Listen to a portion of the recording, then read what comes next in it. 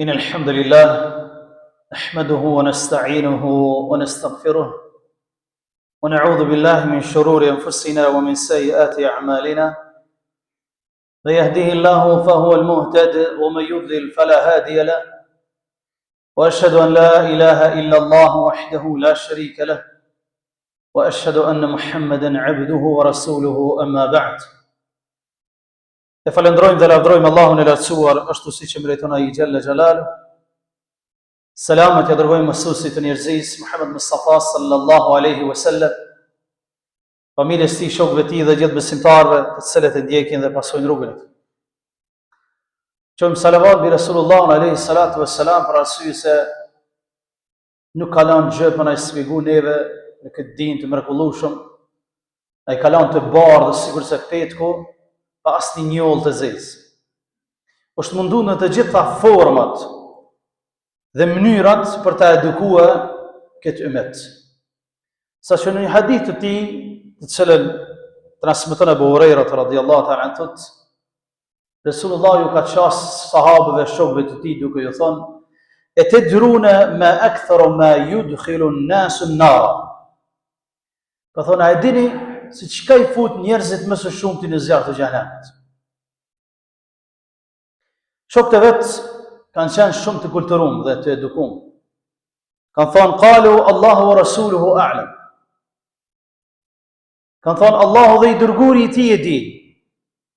Saqë ky hadith dhe kjo pjesë e hadithit dhe e fjalës së pejgamberit na tregon se në sa mënyra dhe në sa forma Resulullah sallallahu alaihi wasallam është mundu që ta edukoj brezin e ri.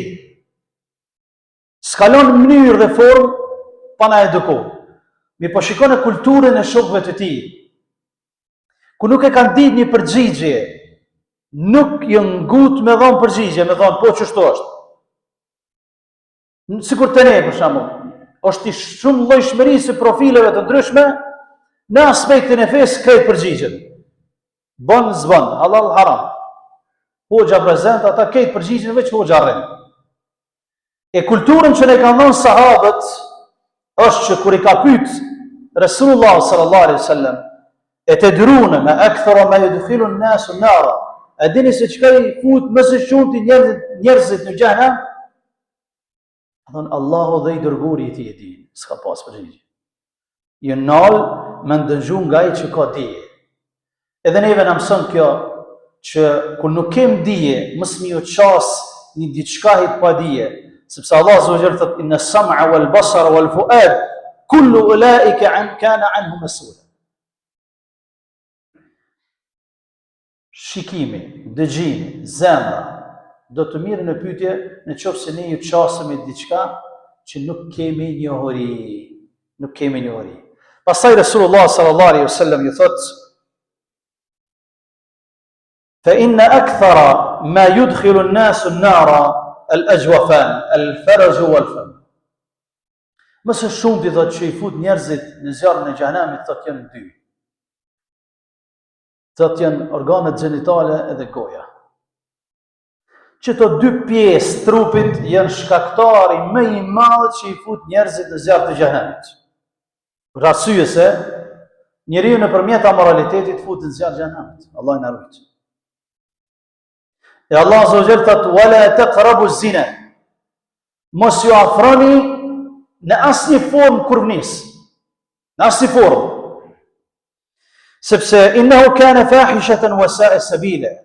Sepse ajo është shprenim dhe rrugë e keqe. La taqrabu. Forma që ka ardhur ajeti është nuk është mos bini në zina, po mos ju afroni. Që do të thotë gjitha rrugët që e çojnë njeriu drejt amoralitetit du të më u largu prej tyre. Mësë me puna me ra drejt ta. O gjitha rrugë du të me ndërprej besimtari vetës e ti, për arsye se rreziku për mu vut pastaj në zjarr të xhenemit është i madh, me prek derën e ulë. Rruga shikimit du të ndalohet, që fatkeqësisht është shumë e keqe kjo çështje me ju çast dhe me sfigu.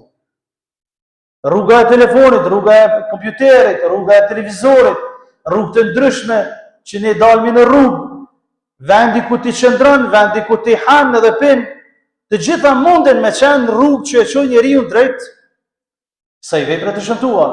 E Allahu Azza wa Jalla po thot: la taqrabu zina. Mos ju afroni. Ndalni të gjitha rrugët që e çojnë njeriu të kjo rrugë e shëmtuar, sepse shkaku më i madh që e çon njeriu në xhenem një prej tyre është kjo. Allah Azza wa Jalla thot pejgamberi sallallahu alaihi wasallam në hadith: la yazni az-zani hina yazni wa huwa al-mu'min. Thot në momentin që njeriu bën amoralitet, i heket shpejt ku i imanit nga trupi i tij, Allah i na ruaj. Ulema i thonë, i heket nuri i imanit, drita e imanit nga trupi i tij. Nuk mbetet prej imanit tuj se asgjë në trupin e tij. E Allah Azza wa Jalla në surën Al-Mu'minun, në surën e besimtarëve, në surën e imanit, çka thot për këtë kategori kur ruhen, thot walladhina hum li furujihim hafidhun.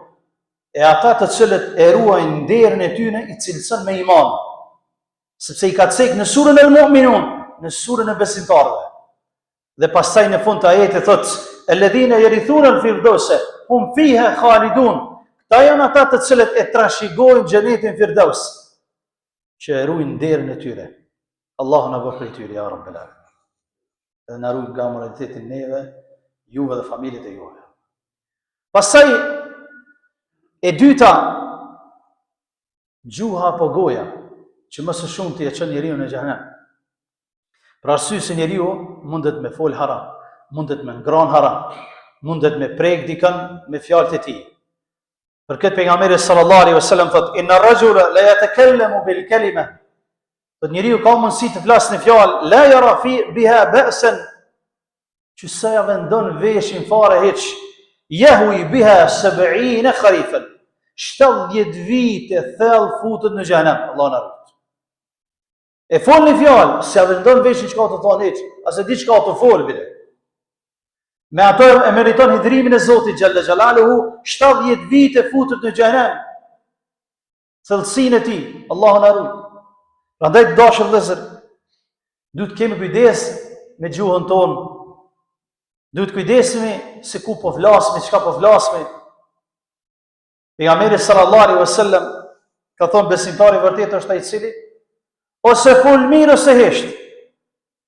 Ose fol mirë ose hesht, nuk flet fare hiç, sepse gjuha është prej tulit, mund me amajt ka ti nuk ta mendon fare hiç mendja. Prandaj duhet me e frenu dhe me bë sabër. Muadh ibn Jabali radhiyallahu ta'ala anhu, një ditë prej ditëve pa e pyet pejgamberin sallallahu alaihi wasallam dhe pyetoi dërgoi Allah, tregom një punë që të fut xhenet dhe të largon nga zjarri i xhenamit. Pejgamberi Zotit shpjegon shtyllat e Islamit, shtyllat e imanit, veprat nafile të shumta. Dhe pe i thot o Muadh, a ti përmbledh krejt qëto me një fjalë. Po i dërgumi Zotit.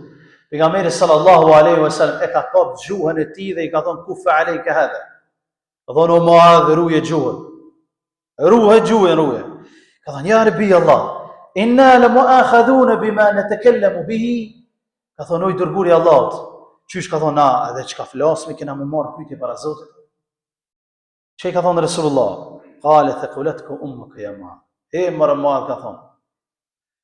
فهل يكب الناس في النار على وجوههم أو على مناخرهم إلا حصائد ألسنتهم. إيه مرة معاذ كثون. فايش ما شوم تكذون يفوت نيرزت جاك نجهنم مفتورة تيجري جاك ملائكة. إيش جوها تير. إيش جوها تير تداشر لازم. فكذا السياق قال حديث.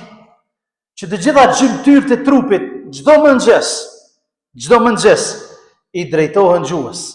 Dhe i thojnë, tut jo Allahit, sepse ti me u drejtu, edhe na drejtohemi.